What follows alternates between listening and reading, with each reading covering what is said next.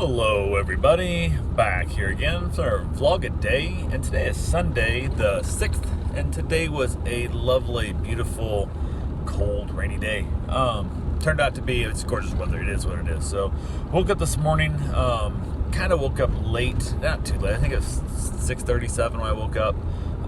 Got to bed super late, had some friends over last night that was I don't know, way late when we finally went to bed, finally got some sleep. So I woke up this morning not feeling the most rushed in the world, but Karen basically woke up and we basically let her, she fell like asleep, like real quickly, let's put it that way. So she fell like asleep. I just laid there and scrolled through Facebook, which is not my thing normally. I get on Facebook quite a bit. I go to different like subgroups I'm in, you know, like Tom and Dan or vending machine groups or woodworking or whatever the hell the groups are, running groups.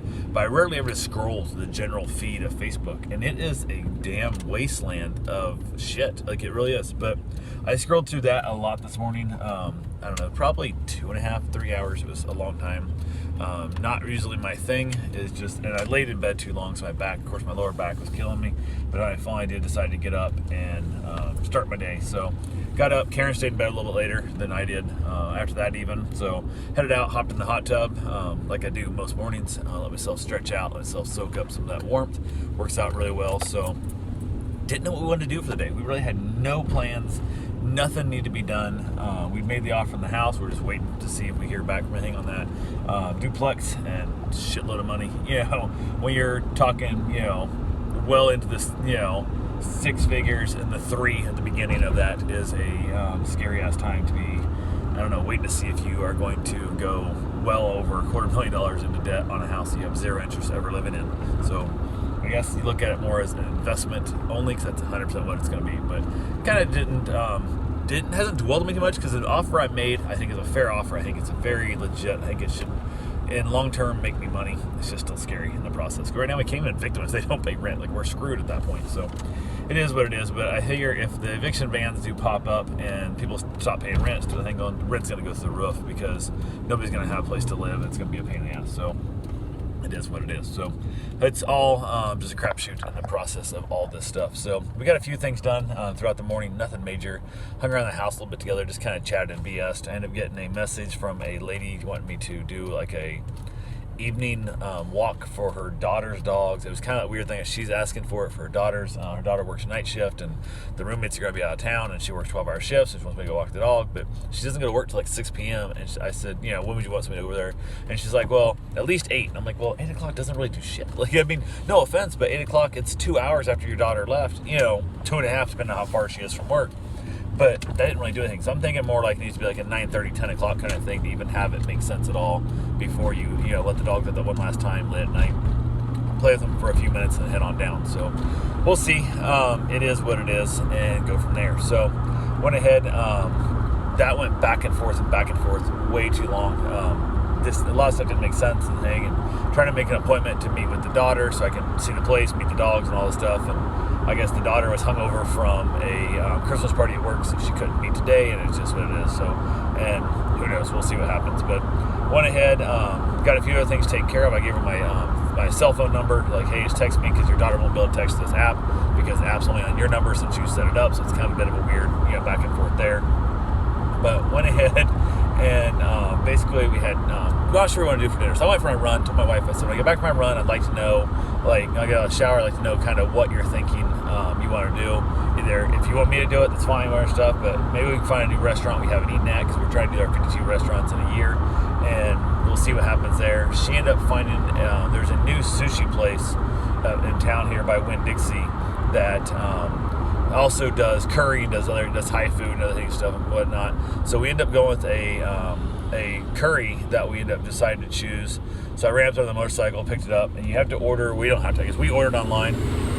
Gave us a reference number. I get there and they ask what name it's under, and I'm like, I have a reference number. It's not really under a name. I don't know what's going on there. So I had to kind of back and forth a bit, and that was kind of confusing. And then I basically trying to give her the number. She acted like the numbers don't work. I'm like, why'd you guys send me why'd you send my wife the text message, reply back the email thing with the number? If it doesn't, you don't go by the number. So kind of pain in the butt. And also the time frame it take to get that done was between 20 minutes and 35 minutes for pickup.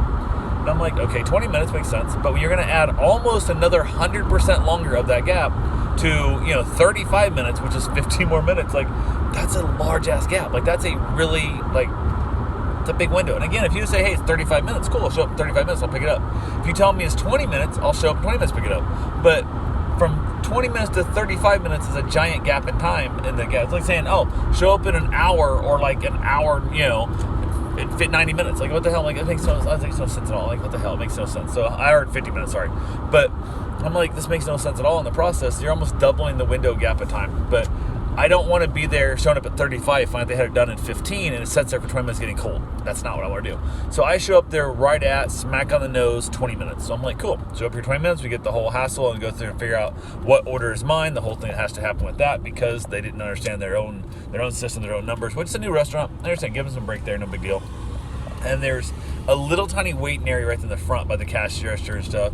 And there's like already 3 people waiting there. And I said, hey, I'm going to stand outside.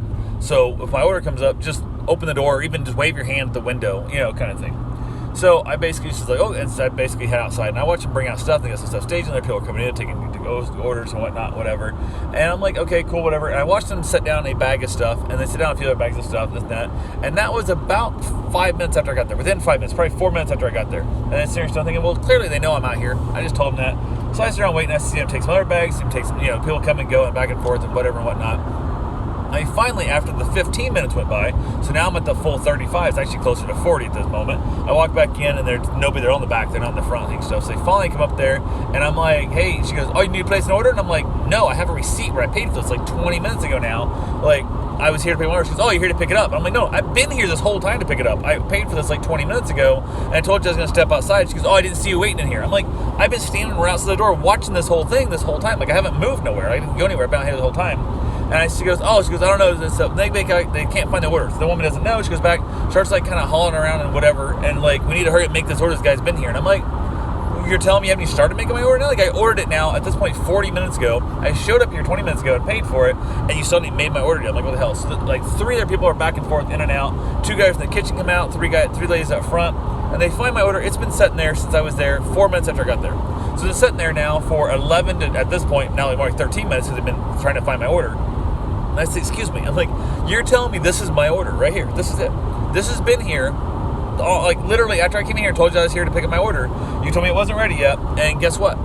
It's been here for everything but like 4 minutes after that. It's been sitting here for 11, now 13 minutes. And she goes, oh yeah, the guy who brings it out doesn't know who ordered it. I'm like, that may be the case. The guy in the back that sets it right here in this little box does not know who I was. But you do. And any of the women up here in the front should know who this is. Like, put a note that says, hey, this person's waiting. A little simple thing of like, when you tell them, hey, this person's waiting for the item. Something. Because had I not walked back in here and asked you, I could have sat out there for 3 more days and you guys would have never came out and looked for me.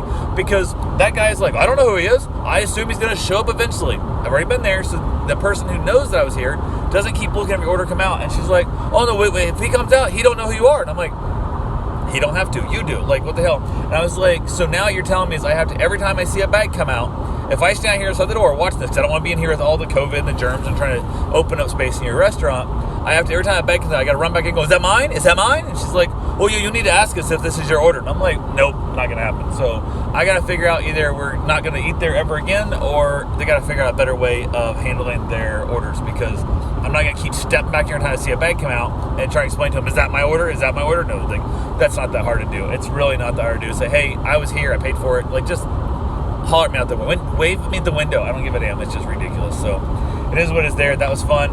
Get back home. Ended up, we ordered an extra thing of rice. So we ended up with basically 1 curry and an extra thing of rice, which was enough to feed us. It was not that big a deal. It was not as much as I thought it was going to be compared to yesterday at like $10 at Tijuana Flats. Was more food than we can eat. Like literally $10, like a tax 11 something, but more food than we could eat at all. Like it was literally, we were stuffed to death of delicious, tasty Mexican food, and this right here was not. By the time even that, the rice was still not enough. Like we ate it, but we could have eaten more, kind of thing. So it was not a big deal there. But I went ahead and I was just tired from the day and everything else going on. I said, you know what the hell? So I walked there and laid down on the couch, put my feet up on my wife's lap while she was doing Facebook and wearing stuff and just whatever the hell she was doing. Watched some Netflix and just ended up taking a little nap. And in the process of taking that nap, I fell asleep, like completely fell asleep. I know she got up, I felt her get up and stuff, and I continued to sleep while she got up. And I stayed there and I tossed and turned a little bit here and there, nothing major.